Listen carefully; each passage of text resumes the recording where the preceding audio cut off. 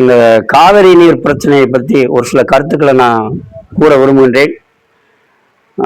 கர்நாடக அரசு காவிரி நீர் மேலாண்மை ஆணையத்தையும் மதிப்பதில்லை, உச்ச நீதிமன்ற தீர்ப்பையும் மதிப்பதில்லை.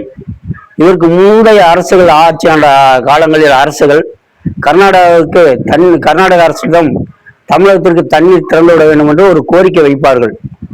அந்த கோரிக்கையை ஏற்று ஒரு சில வாரங்களுக்குள்ள தண்ணீர் திறந்து விடுவார்கள். அப்படி திறக்கவில்லை என்றால் மலையரசன் என்று சொல்லக்கூடிய திரு மாவீரன் வீரப்பன் என்பவர் கர்நாடக அரசுக்கு ஒரு கோரிக்கை வைப்பார்.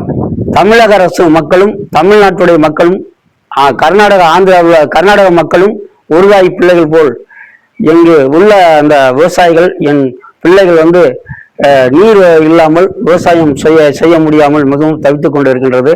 எங்களுக்கு கருணை கூர்ந்து விரைவில் கர்நாடக அரசு இதை ஏற்று காவிரியில் தண்ணீரை திறந்து விடுமாறு மிக பணிவோடு கேட்டுக்கொள்கின்றேன் என்று வீரப்பன் ஒரு கோரிக்கை வைப்பார்.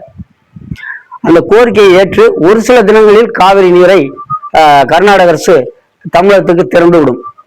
அப்பேற்பட்ட ஒரு நல்ல மனிதனை நாம் இழந்து விட்டோம் என்பது ரொம்ப ஒரு வருந்தத்தக்க விஷயம். இருந்தாலும் தமிழக முதல்வர் திரு ஜோசப் விஜய் அவர்களுக்கு வணக்கத்தையும் வாழ்த்துக்களையும் தெரிவித்துக் கொள்கின்றேன். காவேரிக்கு தண்ணீர் திறந்து விட வேண்டும்.